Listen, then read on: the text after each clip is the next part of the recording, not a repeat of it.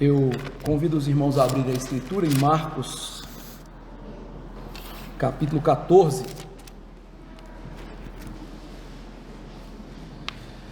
Nós vamos ler do verso 43 ao 52. No entanto, eu vou dividir essa perícope em 3 sermões. Hoje nós vamos expor só o 43 ao 45. Mas nós vamos ler toda a perícope para nós entendermos bem, e depois nós vamos pregar em 3 sermões distintos esse texto. Então, Marcos 14, 43 a 52, eu farei a leitura e peço aos irmãos que acompanhem com diligência. Marcos 14, 43 a 52, diz assim a palavra: E logo falava ele ainda, quando chegou Judas, um dos 12, e com ele, vinda da parte dos principais sacerdotes, escribas e anciãos, uma turba com espadas e porretes. Ora, o traidor tinha-lhes dado esta senha: aquele a quem eu beijar é esse, prendei-o e levai-o com segurança. E logo que chegou, aproximando-se, disse-lhe: Mestre, e o beijou.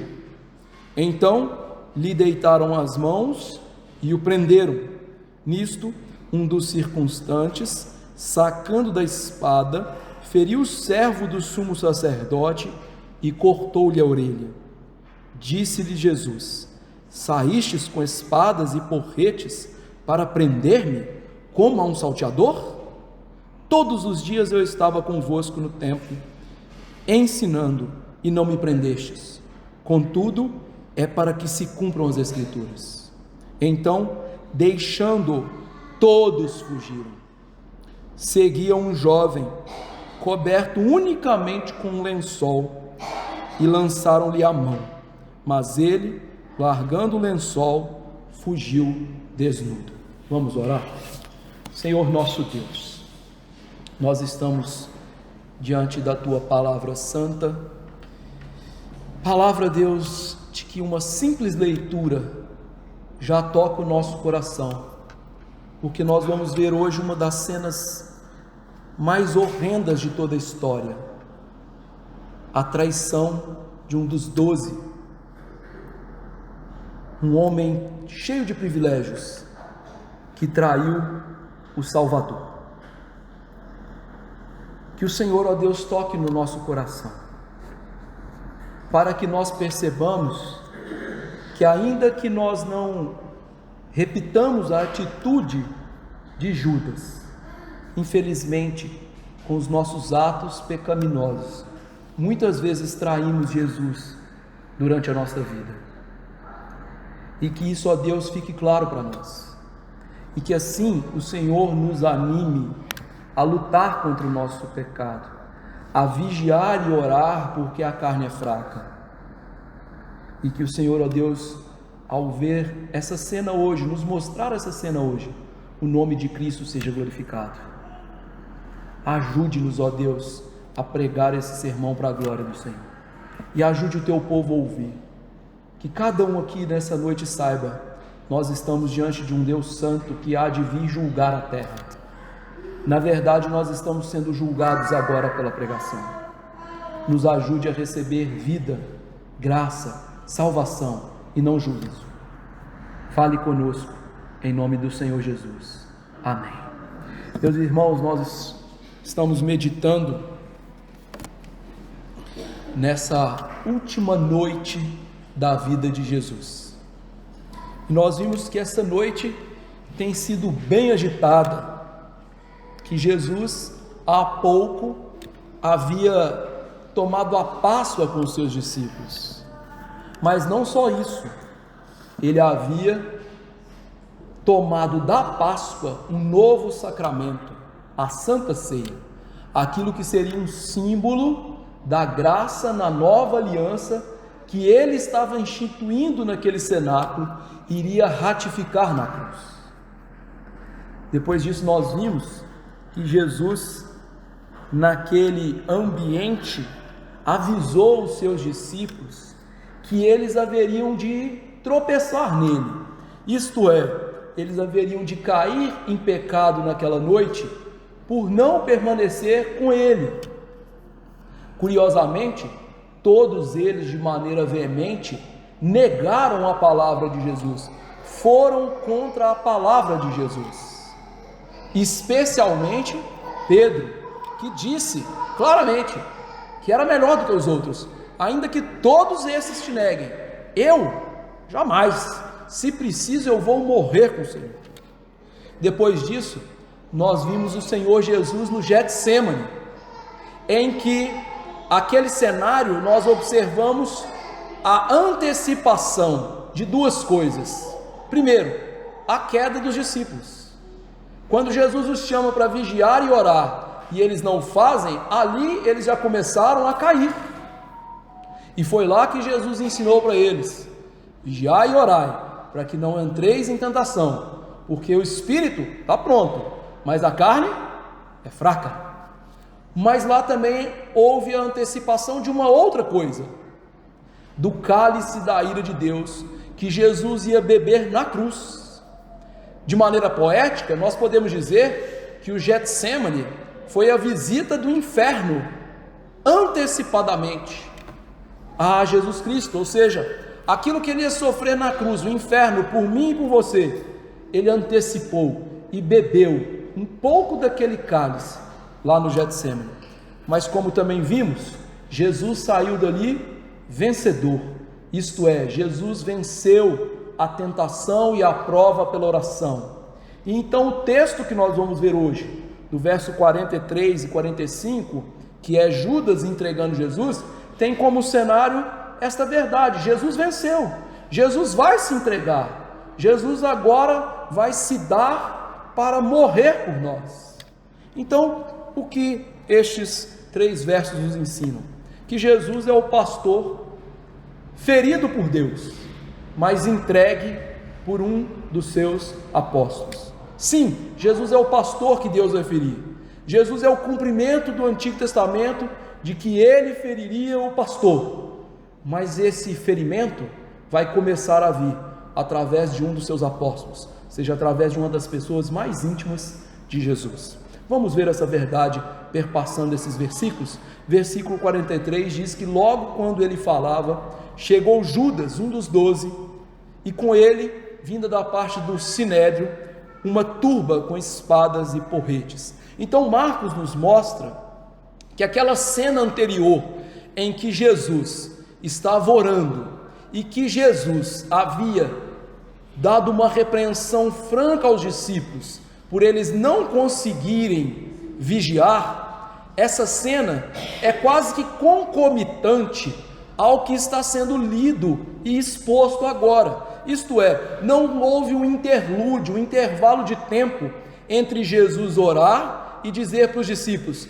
podem dormir, podem repousar, vocês vão ser atrapalhados pelo traidor. Tão logo que Jesus estava falando isso, ao mesmo tempo, Judas está entrando no jardim. Isso comprova aquilo que nós havíamos dito antes, isto é, que a repreensão de Jesus aos discípulos, podem dormir e repousar, foi uma repreensão irônica. Jesus estava sendo irônico com eles, ou seja, vocês querem dormir?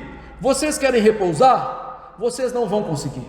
O traidor já está chegando, mostrando que aquela repreensão, apesar de irônica, era franca, e eles deveriam ter vigiado e orado. Era o momento deles resistirem, era o momento deles manterem as promessas: nós não vamos negar o Senhor.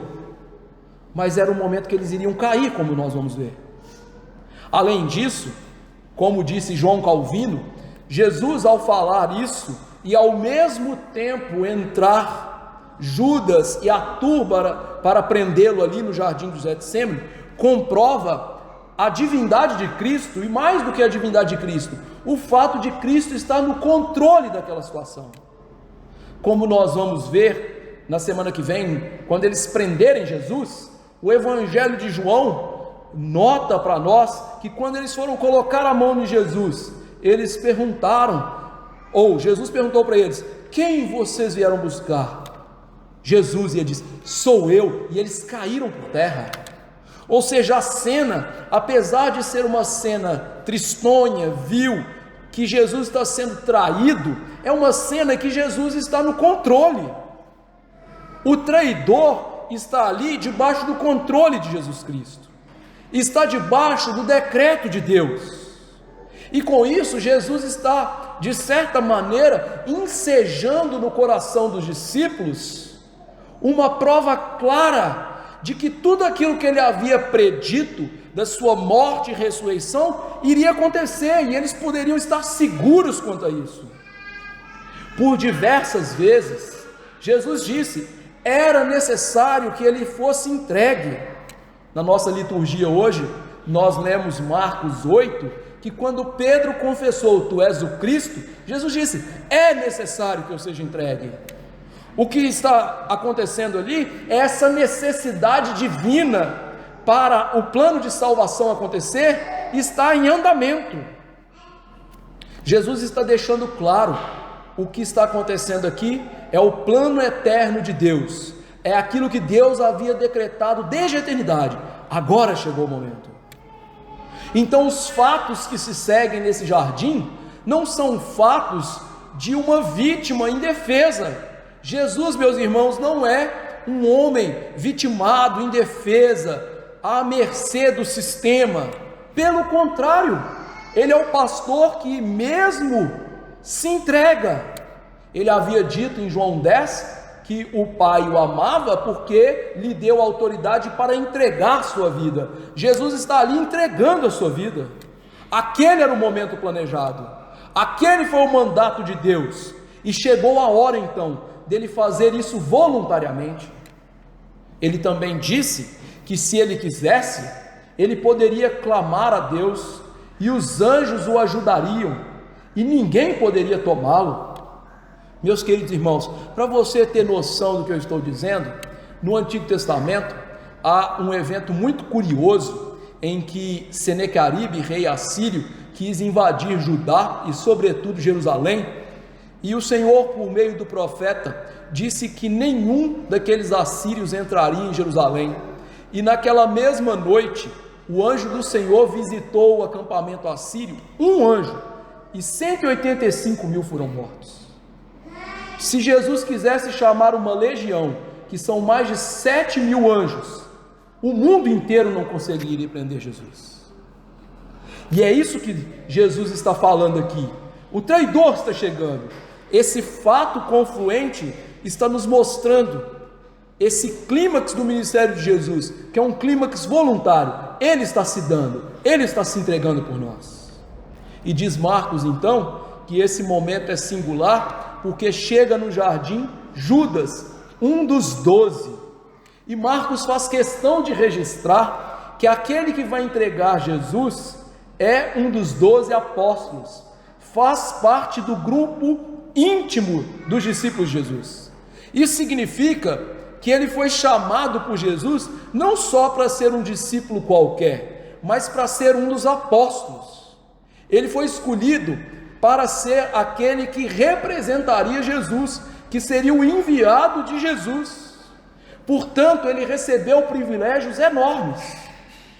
Judas, meus irmãos, andou dias, meses, anos com Jesus. Ele recebeu autoridade sobre os demônios, ele recebeu autoridade para curar, ele foi enviado para pregar, e junto com os demais apóstolos voltou maravilhado que Satanás submetia a ele. Ele foi chamado para ser um pregador, um pescador de homens, e além disso, ele recebeu o privilégio especial de ser o tesoureiro do grupo, a função mais importante do grupo dos apóstolos. E sobretudo, Judas ouviu os ensinos de Jesus quanto à fé e arrependimento. Ele presenciou por meio dos sinais de Jesus que de fato ele é o Cristo, ele é o pão vivo que desceu do céu, ele é o Salvador enviado por Deus. Todos esses privilégios foram desfrutados por Judas até aqui. E nessa noite, Judas desfrutou de outros privilégios. Jesus lavou os pés daquele homem. Além de lavar os pés dele, na Páscoa, ele estava do lado de Jesus, ou seja, na posição de honra, e ele recebeu o bocado de pão molhado de Jesus, ou seja, aquilo que o amigo íntimo receberia do anfitrião. Contudo, todos esses privilégios espirituais não foram suficientes. Aquele homem era um incrédulo. Aquele homem trocou tudo isso pela fascinação das riquezas. Aquele homem vendeu Jesus e todos esses privilégios por 30 moedas de prata, o preço de um escravo. Então, que lição que nós temos? Mostrando aqui quão grande é a apostasia desse homem. Todos os privilégios espirituais nunca afetaram o coração dele, a fim de salvá-lo, transformá-lo. Como o autor de Hebreus mostra lá no capítulo 6, há muitos indivíduos que provam dos dons celestiais, que são batizados, que estão no seio da igreja, mas eles são terra má, que produzem cardos e abrolhos.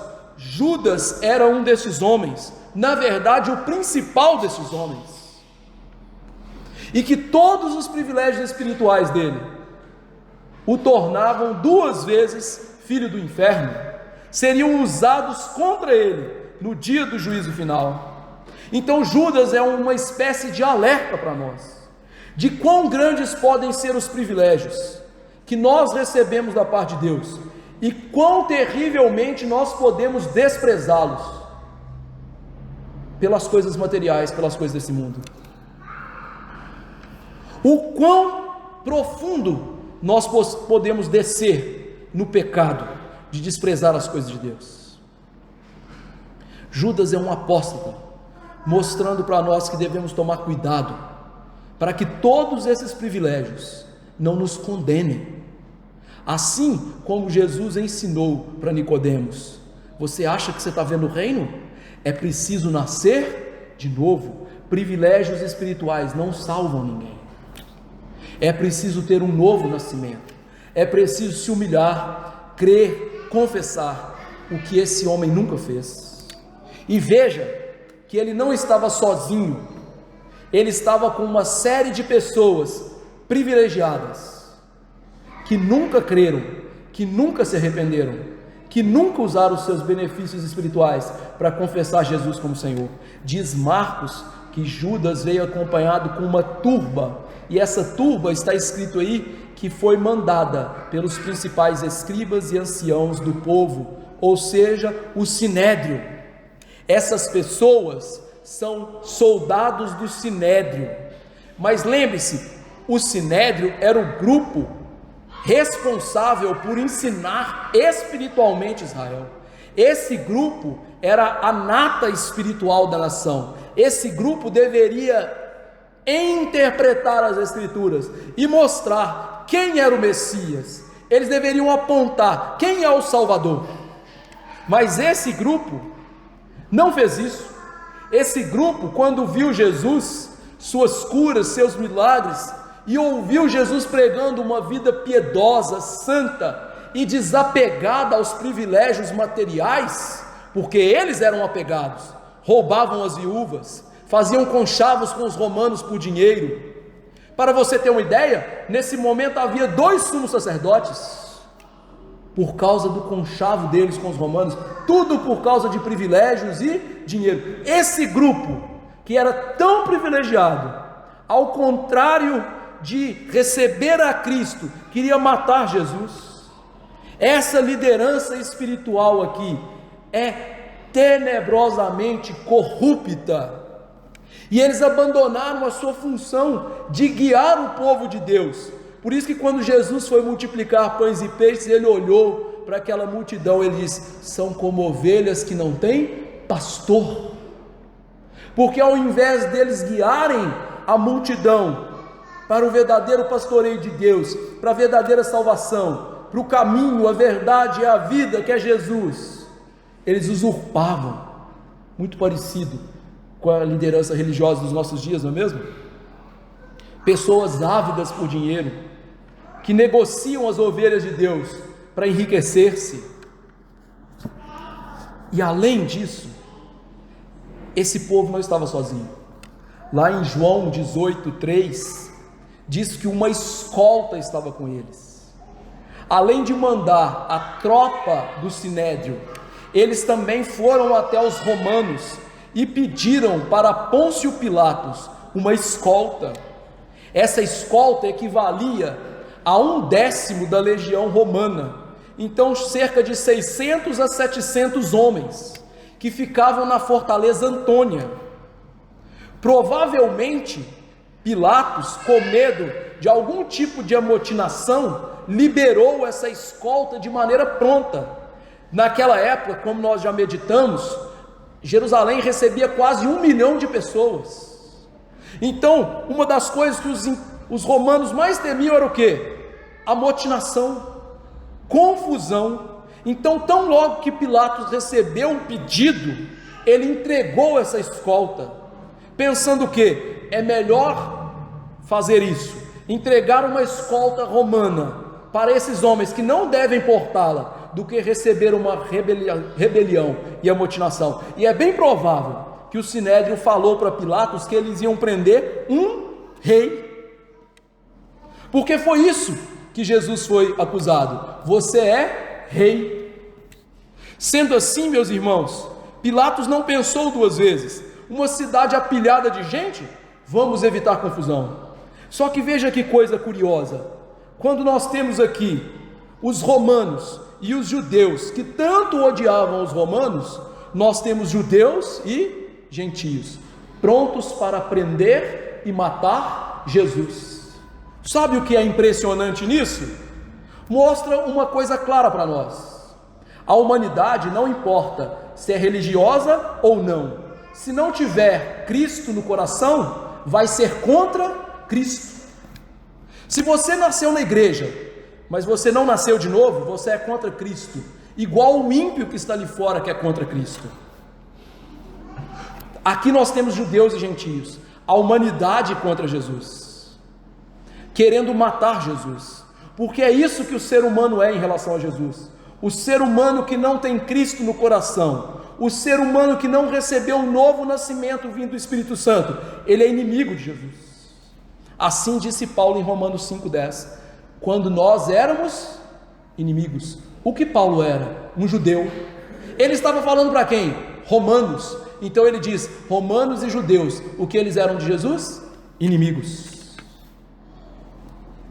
E por que uma turma tão grande? João Calvino diz uma coisa interessante, e não só ele, Arcis Sproul, teólogo presbiteriano já falecido, que eles haviam presenciado, e não só presenciado, ouvido muitos milagres de Jesus, coisas espantosas. E não só isso, Judas também havia presenciado Jesus fugindo, entre aspas, fugindo, de inúmeras vezes que eles tentaram prender e matá-lo. Lembre-se, quando Jesus pregou na sinagoga lá em Nazaré, uma turba de pessoas reuniu para jogar Jesus do precipício. Diz que ele passou no meio deles. Naquelas últimas semanas de Jesus ali em Jerusalém, várias vezes eles quiseram botar a mão em Jesus, temeram o povo, mas mais do que isso, temeram o poder de Jesus. Então, diante do que Jesus é, o poder dele, de certa maneira, gerou no coração deles um temor de que nós precisamos mandar muita gente para prender esse homem. E diz aí que não só muita gente, mas eles estavam com porretes e espadas, e João nos diz com lanternas e tochas, ou seja, foi uma turma realmente grande para prender uma pessoa que, segundo eles, iria naquele momento fugir, resistir. E com isso a gente vê que eles não tinham conhecimento nenhum do reino de Jesus. Saindo para prender Jesus dessa maneira, eles não entenderam. O reino de Jesus é um reino espiritual. E que Jesus até aquele momento só havia se esquivado da morte porque não era a hora dele morrer. Completamente ignorantes. Só que veja, eles não tinham noção do que estava acontecendo. Jesus é o pastor entregue por Deus. Lá em Zacarias 13:7 diz: ferirei o pastor. Chegou a hora de Deus ferir o seu pastor. Chegou a hora de Deus entregar o seu filho na mão desses homens ímpios para a nossa salvação. Como que ele faz isso? Verso 44: ora, o traidor tinha lhes dado essa senha: aquele a quem eu beijar é esse, prendei-o, levai-o com segurança. Marcos nos mostra que Judas, que estava capitaneando aquela turma, tinha combinado um sinal para atrair Jesus.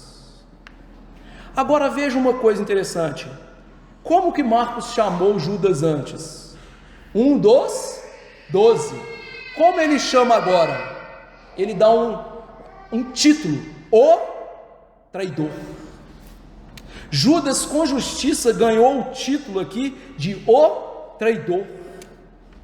Por quê? É ele que é o homem da perdição. É ele que desde a eternidade foi escolhido e preparado para ser o traidor, aquele que entregaria Jesus.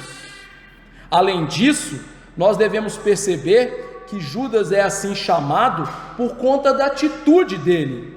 Ele vai trair, e essa é uma das atitudes mais abomináveis e repugnantes.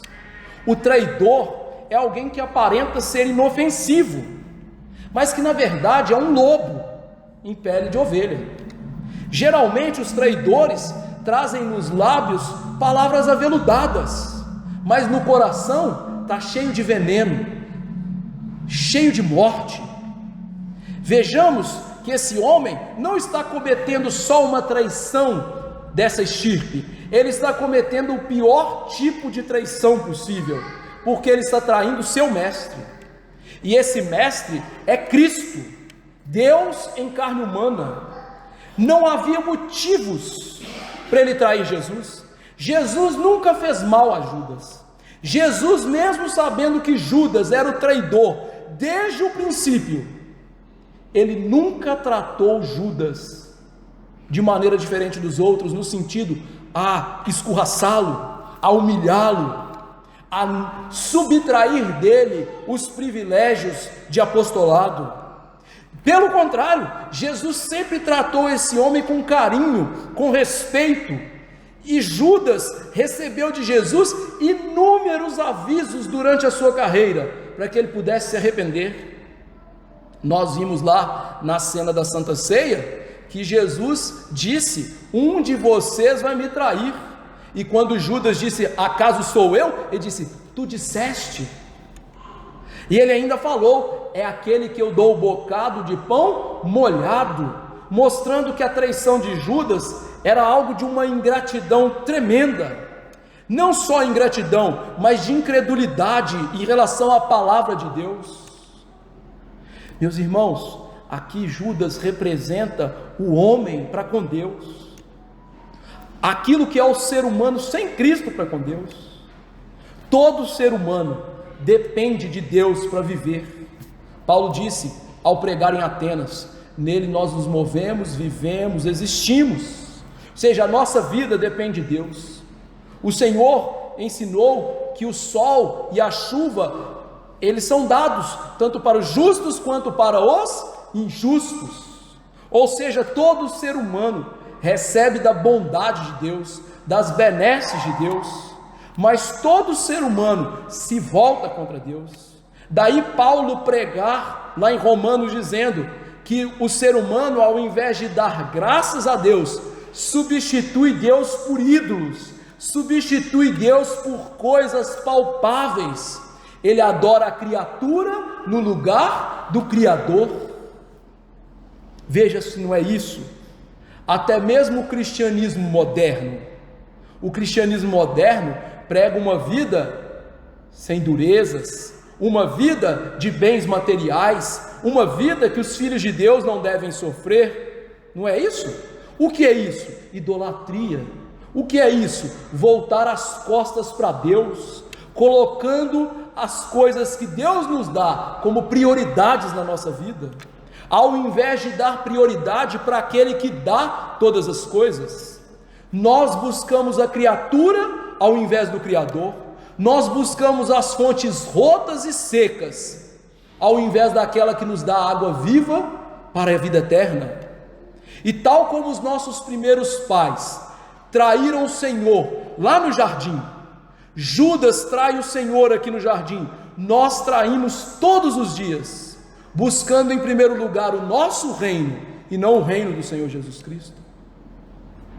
Judas aqui é um retrato do homem que é apegado a si mesmo, o homem que é apegado ao mundo, o homem que trai a Deus pelas coisas mais banais. Mas nessa cena nós temos mais. Diz aí que Judas havia combinado de trair Jesus com um beijo. Qual é a necessidade disso? Lembre-se, é tarde da noite, eles estavam num bosque cheio de olivas. Apesar de ser lua cheia, muitas daquelas pessoas não tinham visto Jesus cara a cara, sobretudo soldados romanos. Então aquela turba para reconhecer Jesus teria dificuldade. Então Judas bolou um plano: como que eu vou identificar Jesus para essas pessoas? Como que nós vamos garantir que não haja erro de identificação e o dinheirinho que eu já recebi continue na minha posse? Simples, eu conheço Jesus e eu então vou identificar Jesus com um beijo. O sinal seria um beijo, que em todas as culturas é um ato de afeto, de respeito, e que seria naquele momento usado da maneira mais vil possível para atrair Jesus. Judas chegou no nível tão baixo que ele ia atrair Jesus com um gesto de carinho. E é interessante que nós condenamos Judas aqui, não é? E com razão.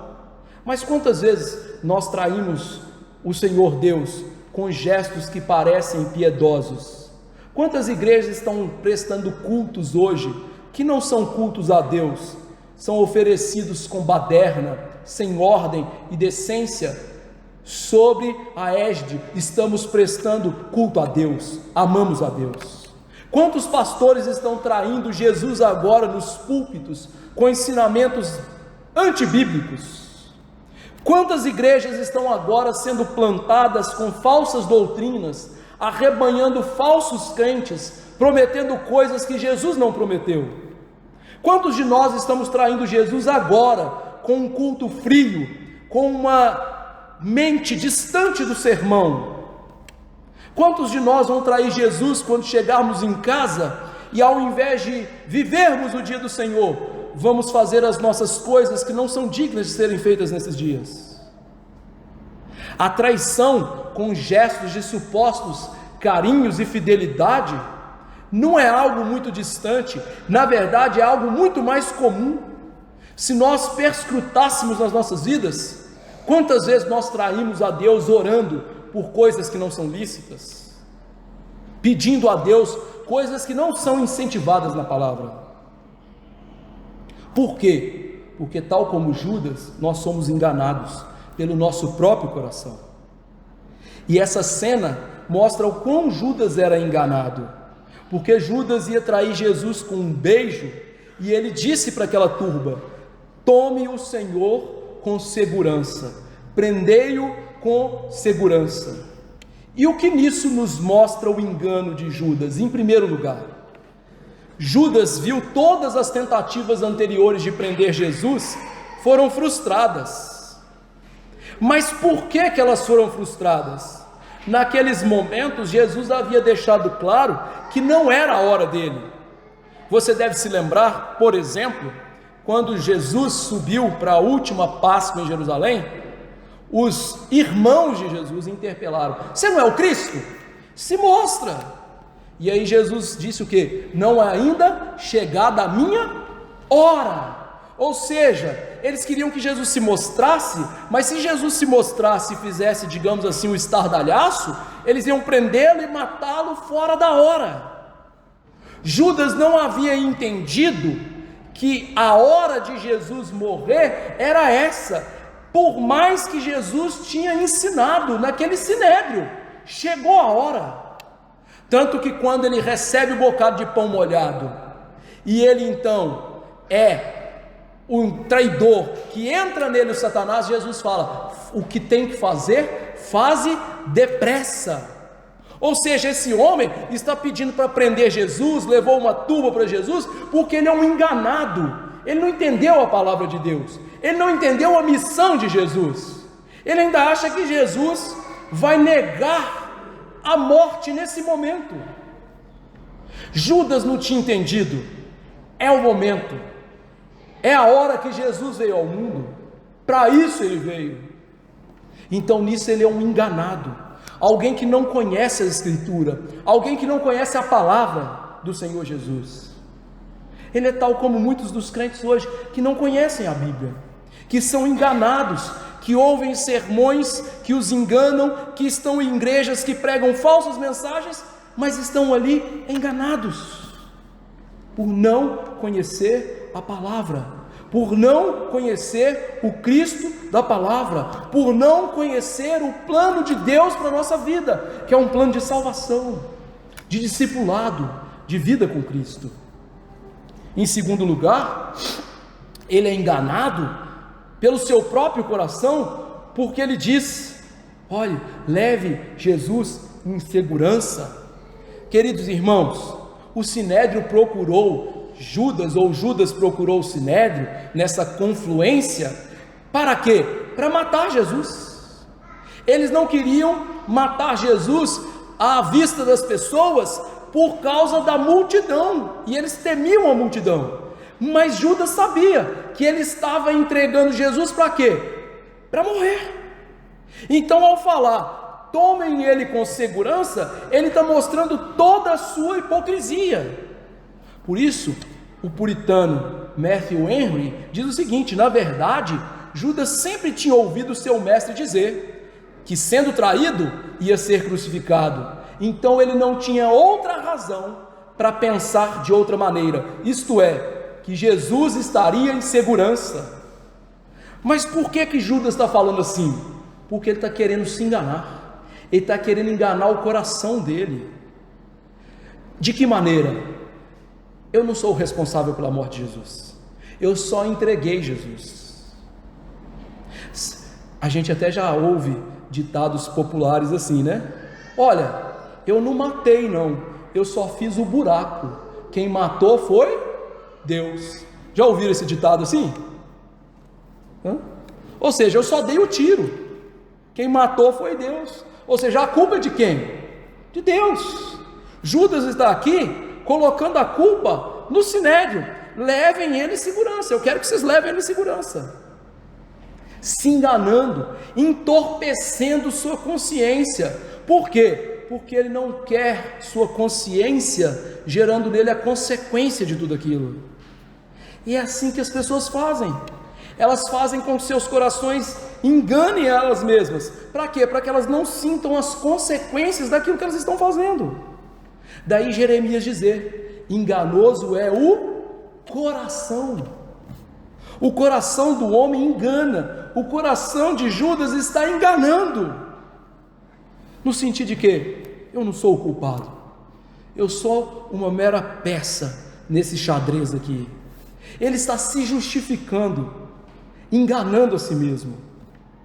Assim são muitos Judas hoje em seus corações, pessoas que fazem todo o mal, pessoas que praticam coisas mais horrendas, cristãs ou não, e elas se enganam, é para ser feliz. A justificativa é: eu preciso disso, ou eu tenho que me abster de sofrer, e elas então se justificam suas ações. Mas, querido irmão, se uma coisa que a gente aprende na Bíblia é: pecado nunca tem justificação, no sentido de que pecado é sempre pecado, independentemente do contexto, independentemente daquilo que a gente queira se enganar, independentemente do que a gente possa dizer, pecado é pecado, não tem justificativa para o pecado. E veja, Judas vai descer mais um pouquinho, diz o verso 45: Logo que chegou, aproximando, disse-lhe: Mestre, e o beijou. Marcos nos mostra que Judas agora chega pertinho de Jesus. E algumas coisas a gente precisa considerar nessa cena. Ele chega pertinho e chama Jesus de mestre. E a primeira coisa que a gente precisa de considerar aqui é que Judas, ao fazer isso, ele quebrou o protocolo. Que protocolo? O protocolo de educação entre mestre e discípulo.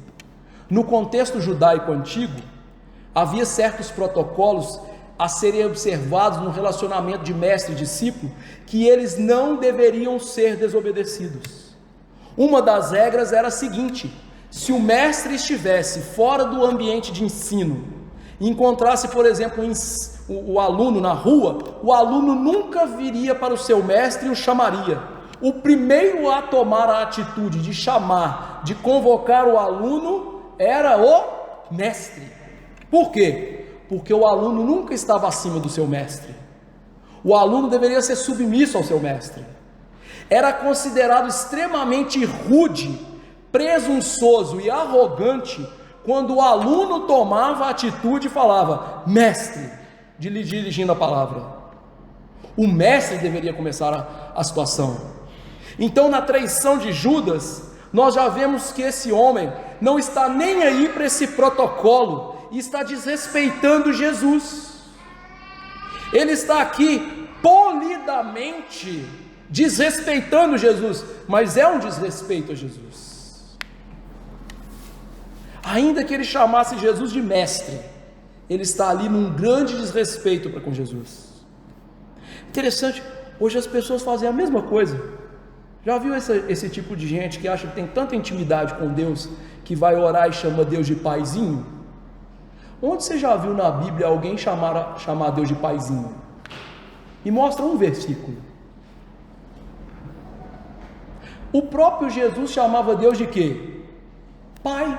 Você sabe por que ele chamava Deus de pai? Não é porque ele não tinha intimidade, porque pai é um nome próprio da primeira pessoa da divindade. Ele não pode chamar ele de paizinho. O próprio Jesus chamava ele de pai. E hoje as pessoas arrogam intimidade e estão desrespeitando a Deus. Desrespeitam a Deus chamando ele de paizinho. Desrespeitam a Deus atribuindo a ele palavras que não são para ele.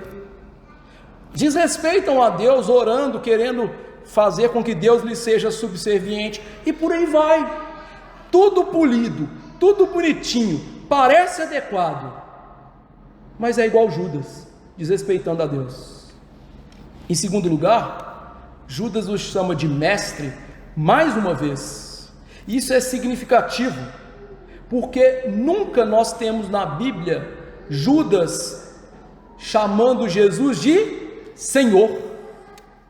É digno da gente observar que quando Jesus lá na Santa Ceia, naquele ambiente de comunhão, disse que o traidor estava com ele ali, os discípulos todos olharam para Jesus e falaram assim: sou eu, Senhor?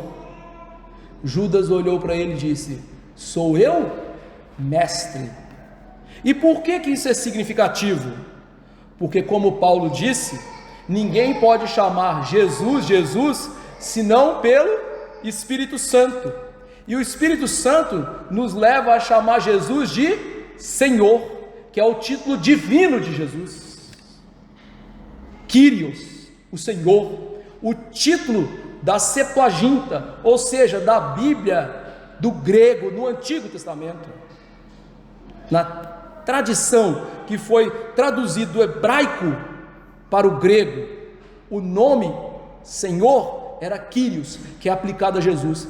Judas nunca chamou Jesus de Kyrios, de Senhor. Por quê? Porque nós sabemos que todo aquele que tem o Senhor como seu Senhor é salvo. A palavra diz: todo aquele que invocar o nome do Senhor será salvo. Por isso Judas, mais uma vez, chama Jesus de mestre, mostrando que aquele homem não tem o Espírito Santo, mostrando que aquele homem não tem nenhuma intimidade verdadeira com Jesus, que aquele homem é um perdido, que aquele homem jamais teve um coração entregue ao mestre. Por isso ele só o chamava de mestre. Em terceiro lugar, ao chamar Jesus de mestre, nesse momento, nós vemos a dissimulação de Judas. Calvino disse que ele chamou assim de mestre, como se ele quisesse esconder a intenção por trás daquele falso respeito, ou seja, que ele estava ali dissimulando, tentando esconder de Jesus o verdadeiro plano dele, que era entregar. E essa dissimulação, ela se estende não só ao título, mas também à maneira como ele chega para beijar Jesus, demonstrando afeto a Jesus. Ou seja, aquele homem era uma cobra, aquele homem era um dissimulado. Sabe, essas pessoas que nos odeiam, que não gostam da gente de maneira nenhuma e tratam a gente com respeito e até nos elogiam, é isso. Judas é o título perfeito para essa pessoa. É isso que ele está fazendo. Só que Marcos nos mostra, não tem qualquer respeito na cena. Aquele mestre e aquele beijo era o sinal combinado: vou entregar Jesus assim. E é desse episódio que vem a expressão beijo da morte. Quando o louvor e o elogio feito a uma pessoa tem na verdade o intuito de destruir essa pessoa. A ocasião mais grave que isso foi feita foi aqui, quando nosso Senhor foi saudado com um beijo, o beijo da morte. Só que, meus irmãos, tem um detalhe aqui que não dá para ver no português, só dá para ver no texto grego. Por quê? No verso 44 diz que quando Judas se aproximasse e beijasse, essa era a cena. A palavra grega lá para o beijo é philem, que era um termo comum para beijo. Só que quando Judas se aproxima e beija, Marcos faz questão de usar um sufixo, katá no grego, que é uma maneira de dar intensidade. Então virou kata philem. Kata philem não é um beijo qualquer. É um beijo que a gente dá na pessoa que a gente ama. Geralmente era o beijo do marido na mulher, naquela mulher que ele ama. Ou seja, é um beijo efusivo, demorado, carinhoso. No nosso mineirês, o beijo meloso. Quando Judas foi beijar Jesus, ele beijou Jesus, não foi aquele estalinho, foi aquele beijo demorado, prolongado, meloso. Tudo isso com a intenção de entregar Jesus, para que ele fosse preso, usando então o símbolo de amor, de amizade, para atrair o Filho de Deus. Só que tem uma coisa interessante: Marcos corta a cena aqui e o beijou. Marcos não registra o que Jesus fala para Judas nesse momento, mas Mateus e Lucas registram. Lá em Mateus, na nossa tradução, está assim: amigo, o que viestes fazer? Mas na tradução melhor é assim: amigo, o que viestes fazer, faze-o. Quando Jesus então fala assim com Judas, o chamando de amigo, não quer dizer que Judas de fato era alguém que era amoroso, carinhoso com Jesus. Não. Quando Jesus fala isso, nós temos que entender que ele está fazendo duas coisas. Em primeiro lugar, ele está ali batendo na consciência de Judas. Calvino diz assim: exceto que a maior força nesta reprovação, que a benevolência de seu mestre e a altíssima honra conferida a ele são perversamente abusadas com o propósito da mais vil traição, pois Cristo não usa um endereço irônico ao chamá-lo de amigo, mas o acusa de ingratidão, que de amigo íntimo que se sentava à sua mesa havia se tornado um traidor. Ou seja, Jesus está batendo na consciência de Judas: você é o amigo íntimo que está traindo.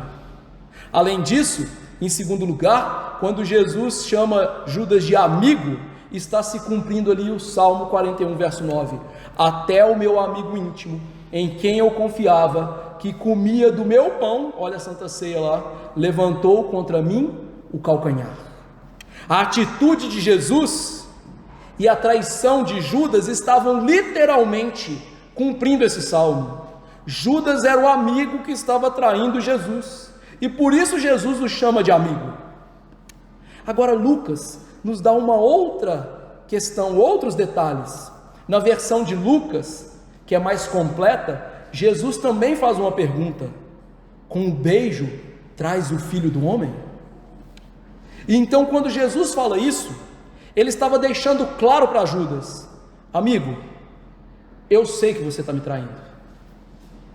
Só que veja, não é uma traição qualquer. Você não está traindo uma pessoa qualquer, você está traindo o Filho do Homem. A figura Filho do Homem é a figura lá de Daniel 7, 13 e 14, lá do Antigo Testamento, em que aquele que é o homem perfeito, que é levado aos céus, recebe a glória, a honra e a autoridade para governar as nações com cetro de ferro. Então quando Jesus fala, você está traindo o Filho do Homem, ele está mostrando que Judas estava de maneira mais vil, traindo a pessoa mais elevada. Ele estava traindo o Deus benevolente, o Salvador, o Messias, o Rei de toda a terra, aquele que ele tinha a única chance de salvação. E então a fala de Jesus deixa claro para Judas: o único responsável aqui por essa traição é você. Lembra que Judas tinha falado: levai ele em segurança, tentando transferir a responsabilidade da morte de Jesus? Jesus está deixando claro: você está traindo o Filho do Homem. Toda a bondade de Jesus, todo o carinho de Jesus, tudo culminou aqui para aquele homem trair Jesus de maneira vil, mostrando para nós quão triste é a obstinação do pecado, o quanto o pecado pode nos cegar, ao ponto de nós termos na nossa frente o confronto da nossa malignidade, a chance de sermos salvos, e mesmo assim nós amarmos mais as trevas do que a luz. Judas representa bem o pecador endurecido pelo pecado, homens e mulheres que preferem a vileza do pecado do que a amizade com Deus, preferem continuar nas trevas do que chegar-se para a luz, para terem seus pecados perdoados, só porque não querem abandonar e confessar os seus pecados. É isso que João diz lá em João 3, 19 e 20, o julgamento é este, que a luz veio ao mundo, e os homens amaram mais as trevas do que a luz, porque as suas obras eram más. Pois todo aquele que pratica o mal aborrece a luz, e não se chega para a luz, a fim de não serem arguídas as suas obras. Judas, como um ser humano sem o Espírito Santo, rebelde, preferiu estar debaixo da ira de Deus do que confessar os seus pecados. Ele preferiu as trevas do que a luz. Infelizmente, essa é a grande realidade, inclusive para muitas pessoas que estão nas igrejas e que não deixam os seus pecados, que amam os seus pecados, que têm os seus pecados como de estimação. Meu irmão, eu sei que a gente às vezes usa essa expressão para pecados que demoram serem arrependidos e deixados, mas crente não pode ter pecado de estimação, porque o crente não pode amar o pecado. Amar o pecado é coisa de ímpio. Nós temos que odiar o pecado, nós temos que amar a luz de Cristo, que ilumina, que perdoa, que mostra o que nós precisamos de perdão e salvação. O que faltava a Judas? Um coração novo, um coração pronto para se arrepender.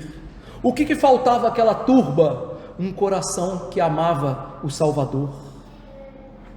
E por fim, quando Jesus disse: traz o Filho do Homem, em último lugar, Jesus está mostrando o seguinte: aquele momento era o momento da glória vir por meio do sofrimento. O Filho do Homem seria glorificado, o Filho do Homem ia para o céu, receber a autoridade sobre todas as coisas, mas para que isso acontecesse, o Filho do Homem tinha que passar pelas coisas mais tenebrosas desse mundo: traição, prisão, ser esbofeteado, ser cuspido, ser rejeitado, ser crucificado, morrer na mão de pecadores. O que Jesus está mostrando aqui é que para aquela profecia de Daniel acontecer, ele tem que se entregar, ele tem que ser traído, e foi para isso que ele se preparou em oração. Foi por isso que ele disse: vamos, o traidor se aproxima, ou seja, vou lá cumprir minha missão. É para isso que eu vim. O Filho do Homem vai assim. Então nós vemos aqui Jesus voluntariamente se entregando para receber o domínio como Deus homem, no céu e na terra, mas passando por uma vergonha terrível de ser traído, de ser achincalhado, escorraçado e morto na morte mais vergonhosa, a morte de cruz. Como que nós podemos viver esse texto? Em primeiro lugar, percebe como poucas pessoas compreendem a verdadeira natureza do reino de Jesus. Nós vimos aqui que Judas e a turba foram com espadas e porretes para prender Jesus. Eles esperavam um reino físico, material. Assim, muitos crentes hoje esperam um reino físico e material. Tanto que tem muita gente esperando Jesus voltar para reinar, enquanto Paulo disse: ele reina, convém que ele reine, até que ponha todos os inimigos por estrado dos teus pés. 1 Coríntios 15, 25 e 26. Nós temos que entender, meus irmãos, que o reino de Cristo é um reino espiritual, é um reino que avança pela pregação, é um reino não de coisas materiais, é um reino que, como ele mesmo disse: Senhor, qual é a visível aparência do reino? Ele disse: o reino está dentro de vós. O reino de Jesus é um reino espiritual. Não queiram um reino físico, roto, baseado em coisas materiais. Jesus reina no coração dos eleitos. Segundo lugar, nós faremos bem em recordar que esse reino então não é daqui, e então nós devemos ampliar nossas tentativas de levar esse reino que não é daqui para lugares, para alcançar os eleitos de Deus. O reino de Deus não é propagado por força, por violência. O reino de Deus não é propagado por marketing, como as igrejas têm feito hoje. É por isso que você vê igreja de parede preta, puro marketing. Por isso você vê igreja que, em vez de ter culto solene, com ordem, decência, como Paulo diz, faz baderna. É por isso que hoje nas igrejas você tem mais programação do que ensino da palavra, porque as pessoas não entenderam que as nossas armas não são carnais, como Paulo disse, nossas armas são espirituais, e que o reino avança pela força e poder do Espírito Santo, pela pregação. A causa da verdade não precisa de marketing, a causa da verdade não precisa de violência, a causa da verdade precisa da pregação, e do Espírito Santo usar a pregação para salvar pessoas.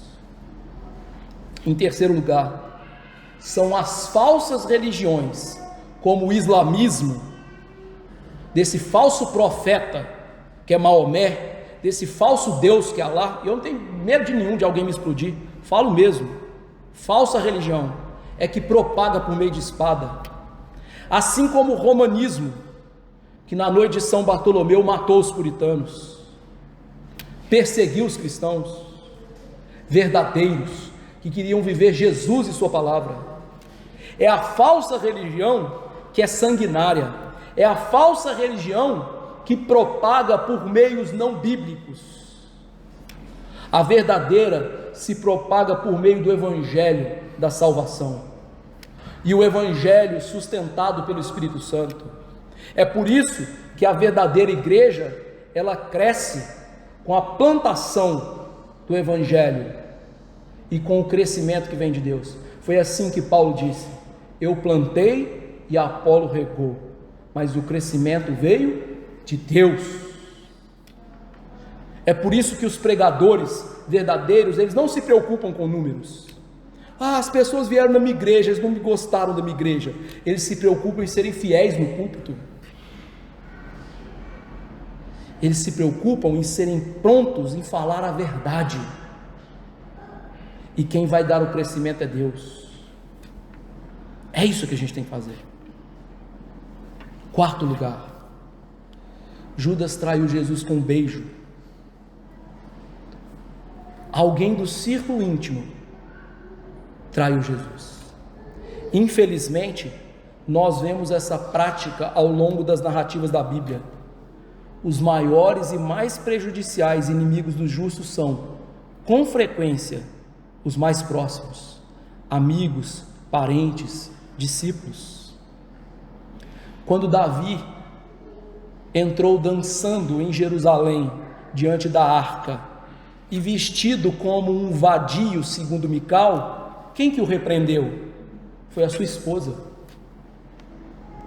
Quando Jó perdeu tudo e disse: louvado seja o nome do Senhor, o Senhor deu e o Senhor tomou, quem falou para ele: arrepende-se ou amaldiçoa esse Deus e morre? Foi a sua esposa. Muitas vezes as pessoas que vão nos trair são dos círculos mais íntimos, e isso se repete na história da igreja. Muitos heróis da cristandade foram mortos pelas costas por aqueles que eles menos esperavam. Então, um conselho que eu posso dar a vocês é: saibam bem quem são seus verdadeiros amigos. E como disse Provérbios, quem tem muitos amigos sai perdendo. Amigos são poucos. Eu sei, meus irmãos, que o caso de Jesus é excepcional, porque Judas era o filho da traição. Judas era o filho perdido.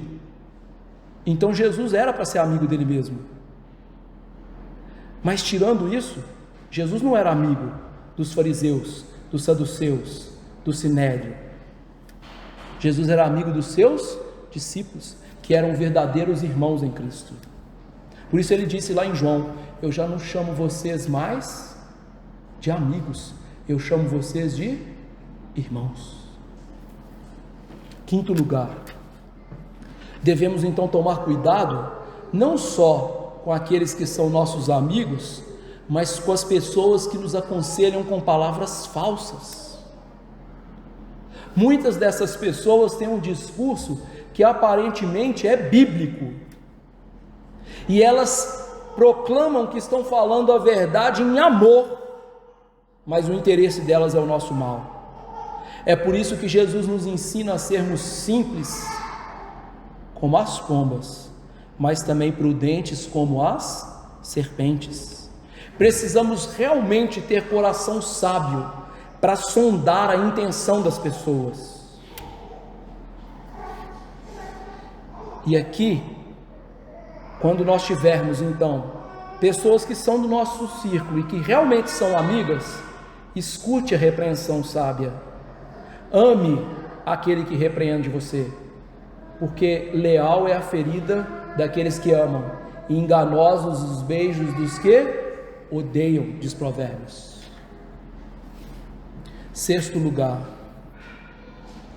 o mal pelo qual Jesus passou é um mal também que a igreja está sempre exposta, ou seja, de acalentar traidores no seu seio. O traidor era um dos 12. A Bíblia registra que Satanás lança o joio no meio do trigo, e a Bíblia registra essas coisas para que sejamos acalentados em nosso coração, sabendo que essa é a triste realidade da igreja do Senhor. É com tristeza que nós dizemos que muitas pessoas que estão no seio da igreja são joio, são ímpios. Satanás os plantou. E isso constitui então um grande desafio para o reino de Deus, porque nós não só contamos com os inimigos externos, mas também nós contamos com os inimigos internos. Pessoas contrárias à ordem, à decência da igreja, contrárias ao verdadeiro culto, à pregação, contrárias à reforma no seio da igreja.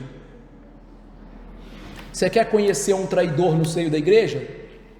Traga algo bíblico para a igreja, que muda o costume da igreja. Quem chiar é traidor. Sétima aplicação. Nós vimos uma tropa buscar Jesus. Esses são os inimigos externos do Evangelho. Ainda, infelizmente, mesmo que Cristo governe as nações, Ele não colocou todos os inimigos debaixo dos seus pés. Isso significa que o Evangelho vai avançar, mas muitas vezes vai avançar com dificuldade. É por isso que ainda há países que perseguem o Evangelho. Mas com isso, não se desanime. O reino de Cristo é imparável. O reino de Cristo vai crescer. Foi isso que Deus mostrou para Daniel. O reino de Cristo é como uma pedrinha que destrói os reinos da terra e cresce, cresce e enche toda a terra. Jesus comparou o reino com um grão de mostarda, que é pequenininho e cresce e se torna a maior das hortaliças. O reino de Cristo tem inimigos externos, mas ele não pode ser parado. Então, pare com esse vitimismo. O Evangelho está sendo perseguido em tal lugar. Louvado seja Deus. O Senhor vai colocar aqueles inimigos por estrado dos seus pés. Deixa eu fazer um rápido exercício de história com vocês. O Egito foi inimigo da igreja. Onde está o Egito? Os assírios, sírios, heveus, jebuseus, amorreus e todos esses eus que a gente sabe da Bíblia, onde eles estão? Onde estão os babilônios? Os medo-persas, os gregos, os romanos? Onde está Hitler? Onde está Mao Tse Tung? Onde estão os inimigos do Senhor? Percebe? O Senhor está colocando todos eles por estrado dos seus pés. Oitavo lugar.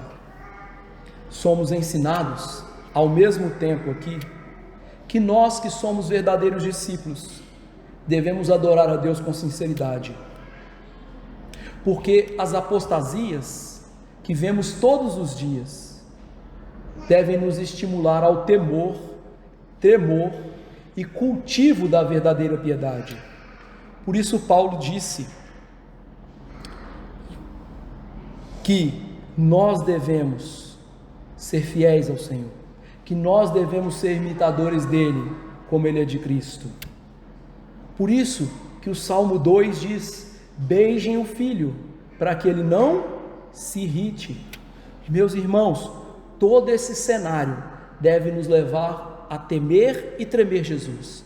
Todo esse cenário deve nos levar a servir Jesus com sinceridade de coração e não traí-lo. Em último lugar, devemos orar todos os dias para que não sejamos como o traidor Judas. Eu sei que de certa maneira nós traímos Jesus com os nossos pecados, mas que nós não sejamos daqueles apóstatas que traem Jesus de maneira definitiva, daqueles que deixam a verdadeira igreja e que preferem as obras desse mundo. Que nós tenhamos no nosso coração o desejo verdadeiro de preferir a obediência, a palavra, que nós nos certifiquemos todos os dias através de um autoexame, que nós não somos hipócritas e traidores, que nós tomemos ciência através de uma vida de acordo com a palavra de Deus, de acordo com os mandamentos de Deus, que nós amamos Jesus, e que Jesus não é somente o nosso mestre, mas que Ele é sobretudo nosso Senhor. Que a cada dia nós nos submetamos à palavra de Cristo, que Ele reine em nossos corações em todas as áreas, que nós o sirvamos de coração puro e consciência honesta. Que Deus nos ajude, ainda que nós não sejamos um dos 12, a ser um dos milhões e milhões que creem em Jesus e que no dia final estarão adorando Ele para todo sempre. Vamos nos colocar de pé e suplicar a graça de Deus sobre as nossas vidas. Senhor nosso, Todo-Poderoso, eu te agradeço pela Tua palavra, que é tão incisiva em relação à traição de Judas. E que ela, Deus, seja levada ao nosso coração pelo Espírito Santo, para que nós não sejamos hipócritas como esse homem, apóstatas como esse homem. E começa, Deus, mostrando que nós não somos melhores do que ele. Às vezes nós nos achamos melhores do que outras pessoas, mas aqueles que creem no Evangelho não são assim. Por isso que Paulo não falou que Judas era o pior dos pecadores, mas ele disse que ele era o pior dos pecadores. Isto é, todos nós que somos verdadeiros crentes, nós vamos olhar para nós mesmos e nos considerar o pior dos pecadores. E esse Deus é o primeiro passo para longe da apostasia, porque ao considerar como piores, nós vamos entender que precisamos do único e verdadeiro Salvador, Jesus Cristo. Ajuda-nos, ó Deus, para que os privilégios espirituais sejam devidamente aplicados aos nossos corações. Ajuda-nos, ó Deus, para que vejamos as áreas em que nós estamos traindo Jesus. Ajuda-nos para ver aquelas áreas em que os pecados não estão sendo mortificados, antes estão sendo acalentados. Desperta-nos, ó Deus, tira-nos da nossa cegueira, abra os nossos olhos e não permita que o nosso coração, ou seja, nós mesmos, nos enganemos, mas leva-nos à luz da palavra, à luz de Cristo, e quando nossas obras más forem arguídas, nós nos arrependamos e nós então deixemos os nossos pecados com ódio consumado. Ajuda-nos a distinguir bem quem são aqueles que podem ser verdadeiros amigos. Ajuda-nos a ouvir a repreensão franca desses amigos. Ajuda-nos a distinguir os verdadeiros inimigos internos e externos do Evangelho do Senhor. Mas ajuda-nos a ter um coração firme de que o reino de Cristo jamais será impedido. Ó Senhor, que estas coisas estejam no nosso coração e que elas sejam praticadas por nós. E por fim eu quero te implorar pela tua igreja e pelos pastores, presbíteros, diáconos, missionários, líderes que muitas vezes estão como Judas, traindo com falsas mensagens, falsas práticas, falsos cultos. Tenha misericórdia. Nós vivemos num momento terrível da igreja. Traga avivamento e reforma. Começa nos nossos corações, mas derrame o teu espírito de graça e súplica onde quer que a igreja do Senhor esteja, para que sejamos sal e luz, para que avancemos com o reino de graça, o reino que está dentro de nós. Eu te imploro isso em nome de Jesus. Amém. Que a graça do Senhor Jesus, o amor de Deus, o nosso Pai, e a consolação do Espírito Santo do Senhor estejam com os eleitos hoje e para sempre. Amém.